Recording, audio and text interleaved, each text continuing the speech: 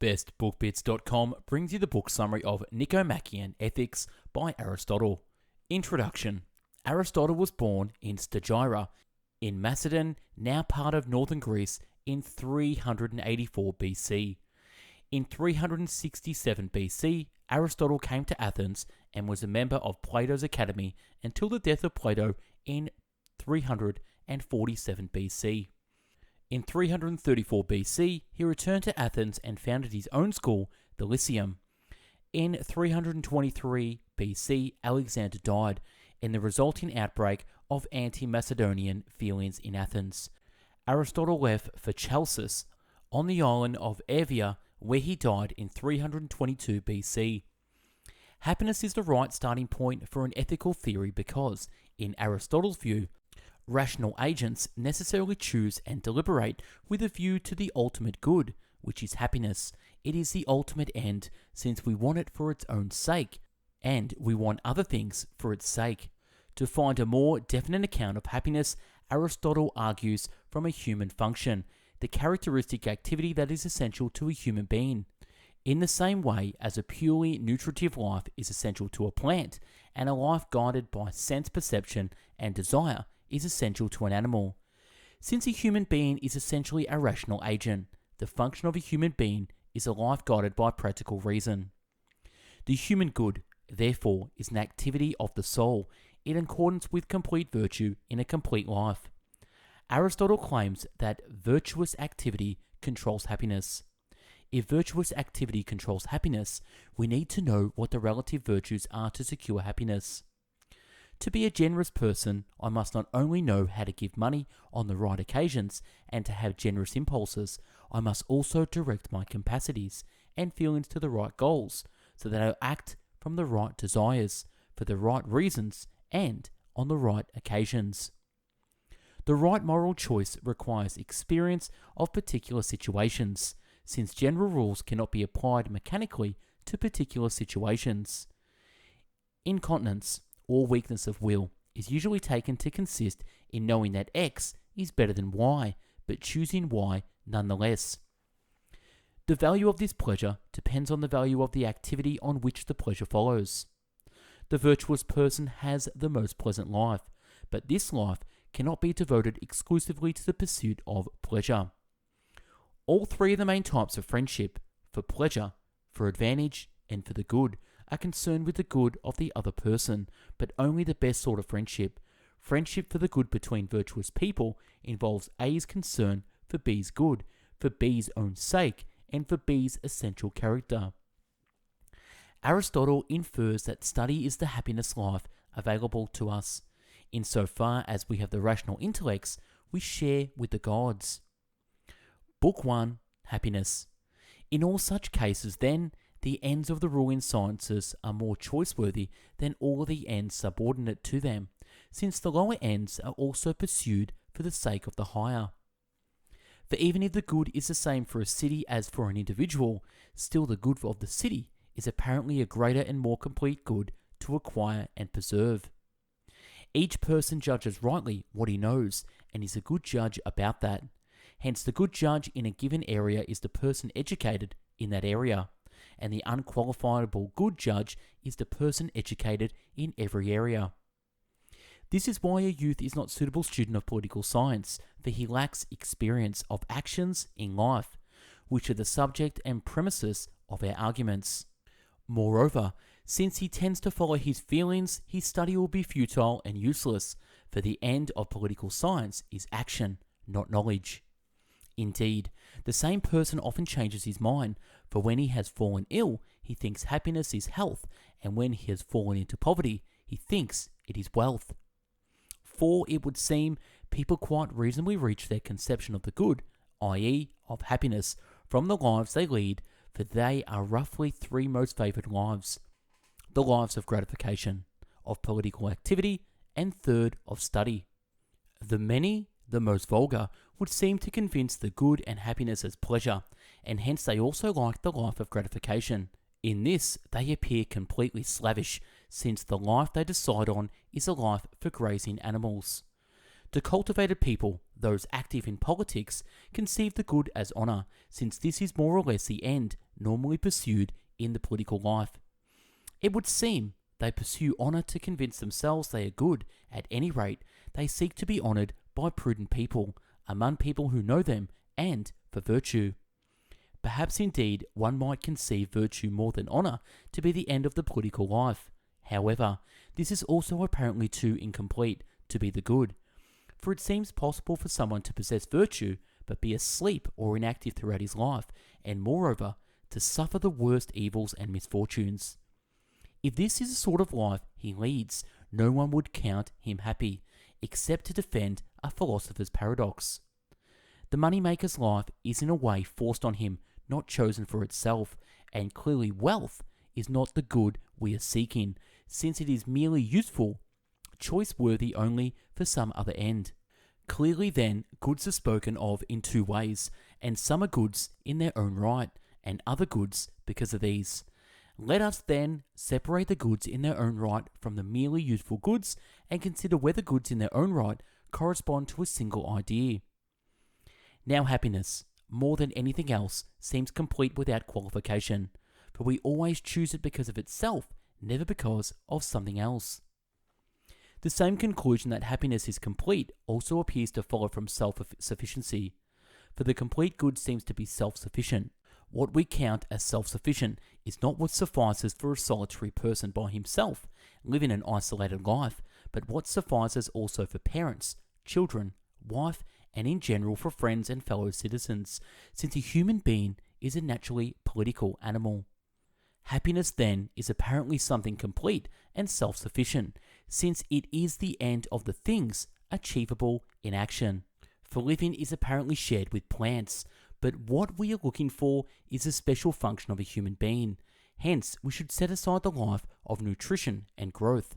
The life next in order is some sort of life of sense perception, but this too is apparently shared with horse, ox, and every animal.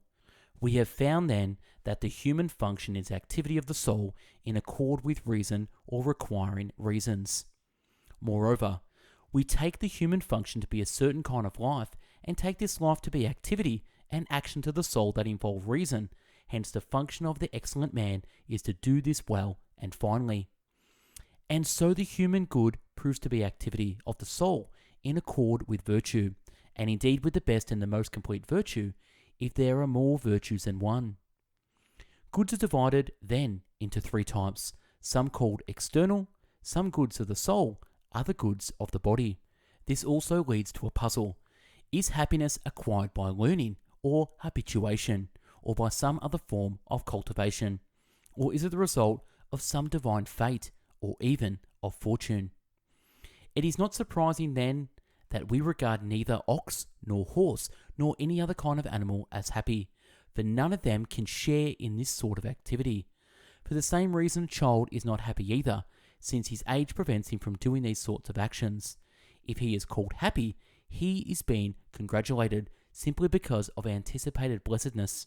For, as we have said, happiness requires both complete virtue and a complete life. Book 2. Virtue of Character. Virtue, then, is of two sorts, virtue of thought and virtue of character. Virtue of thought arises and grows mostly from teaching. That is why it needs experience and time. Virtue of character, i.e., of ethos, results from habit, ethos, hence its name, ethical, slightly varied from ethos. A stone, for instance, by nature moves downwards, and habituation could not make it move upwards, not even if you threw it up 10,000 times to habituate it. Nor could habituation make fire move downwards, or bring anything that is by nature in one condition into another condition. And so the virtues arise in us neither by nature nor against nature. Rather, we are by nature able to acquire them, and we are completed through habit. Virtues, by contrast, we acquire just as we acquire crafts, by first having activated them. For we learn a craft by producing the same product that we must produce when we have learned it. We become builders, for instance, by building, and we become harpists by playing the harp. Similarly, then we become just by doing just actions, temperate by doing temperate actions, brave by doing brave actions. First then, we should observe that the sorts of states naturally tend to be ruined by excess and deficiency. We see this happen with strength and health, for we must use evident cases such as these as witnesses to things that are not evident. For both excessive and deficient exercise ruin bodily strength, and similarly, too much or too little eating or drinking ruins health, whereas the proportionate amount produces, increases, and preserves it. Strength, for instance, arises from eating a lot and from withstanding much hard labour, and it is the strong person who is most capable of these very actions. It is the same with the virtues. For abstaining from pleasure makes us become temperate, and once we have become temperate, we are most capable of abstaining from pleasures. Virtue is about pleasures and pains. The actions that are its sources also increase it, or, if they are done badly, ruin it, and its activity is about the same actions as those that are its sources. But surely actions are not enough, even in the case of crafts, for it is possible to produce a grammatical result by chance, or by following someone else's instructions. To be grammarians, then, we must both produce a grammatical result and produce it grammatically, that is to say, produce it according with the grammatical knowledge in us. The agent must also be in the right state when he does them. First, he must know that he is doing virtuous actions. Second, he must decide on them, and decide on them for themselves. And third, he must also do them from a firm and unchanging state. The many, however, do not do these actions. They take refuge in arguments, thinking that they are doing philosophy, and that this is the way to become excellent people. They are like a sick person who listens attentively to the doctor, but acts on none of his instructions. Such a course of treatment will not improve the state of a sick person's body, nor will the many improve the state of their souls by this attitude to philosophy. Now, virtue is about feelings and actions in which excess and deficiency are in error and incur blame, whereas the intermediate condition is correct and wins praise, which are both proper to virtue. Virtue, then, is a mean, insofar as it aims at what is intermediate. That is why error is easy and correctness is difficult, since it is easy to miss the target and difficult to hit it. And so, for this reason, also excess and deficiency are proper to vice. The mean to virtue, for we are noble in only one way, but bad in all sorts of ways. We must also examine what we ourselves drift into easily. For different people have different natural tendencies toward different goals, and we shall come to know our own tendencies from the pleasure or pain that arise in us. We must drag ourselves off in the contrary direction, for if we pull far away from error, as they do in straightening bent wood, we shall reach the intermediate condition. This is enough, then, to make it clear that in every case the intermediate state is praised, but we must sometimes incline toward the excess, sometimes towards the deficiency, for that is the easiest way to hit the intermediate and good condition. Book 3, Preconditions of Virtue. Dying to avoid poverty or erotic passion or something painful is proper to a coward, not to a brave person. For shrinking burdens is softness, and such a person stands firm in the face of death to avoid an evil, not because standing firm is fine. Book 4. For a lover of truth who is truthful even when nothing is at stake, will be still keener to tell the truth when something is at stake, since he will avoid falsehood as shameful, when something is at stake, having already avoided it in itself when nothing was at stake. Book 5. Justice. But doing acts of cowardness or injustice is not doing these actions, except coincidentally, it is being in a certain state when we do them. Similarly, practicing medicine or healing is not cutting or not cutting, giving drugs or not giving them, but doing all these things in a certain way. There are 3 capacities in the soul: sense perception, understanding, desire, that control action and truth. Book 6, Virtues of Thought. As assertion and denial are to thought, so pursuit and avoidance are to desire. Now, virtue of character is a state that decides, and decision is a deliberative desire. If then the decision is excellent, the reason must be true and the desire correct, so that what reason asserts is what desire pursues. Further, every science seems to be teachable, and what is scientifically knowable is learnable. But all teaching is from what is already known, as we also say in analytics, for some teaching is through induction, some by deduction. Young people then, lacking experience, have no real conviction in these other sciences, but only say the words, whereas the nature of mathematical objects is clear to them. Book 7, Incontinence. Let us now make a new start and say that there are 3 conditions of character to be avoided: vice, incontinence, and bestiality. The contraries of 2 of these are clear. We call one virtue and the other continence. The contrary to bestiality is most suitably called virtue superior to us, a heroic, indeed divine, sort of virtue. Moreover, someone is not prudent simply by knowing, he must also act his knowledge. But the incompetent person does not. He is not on the condition of someone who knows and is attending to his knowledge, as he would have to be if he were prudent, but in the condition of one asleep or drunk. Some maintain, on the contrary, that we are happy when we are broken on the wheel or fall into terrible misfortunes, provided that we are good. Whether they mean to or not, these people are talking nonsense. Not so subtle jab at Stoic ideas from Socrates. Actual Stoicism was founded 100 years later. Book 8, Friendship. Hence, friendship has 3 species, corresponding to the 3 subjects of love. For each object of love has a corresponding type of mutual loving, combined with awareness of it. But complete friendship is the friendship of good people, similar in virtue, for they wish goods in the same way to each other, insofar as they are good, and they are good in their own right. Book 9.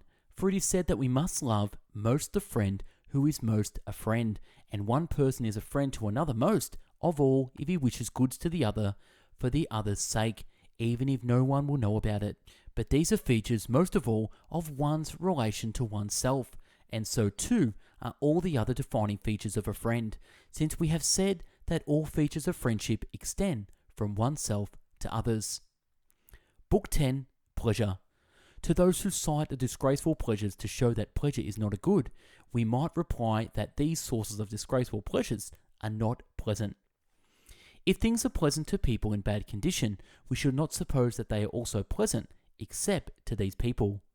We might say that pleasures are choice-worthy, but not if they come from those sources, just as wealth is desirable, but not if you have to betray someone to get it, and health is desirable, but not if it requires you to eat anything and everything.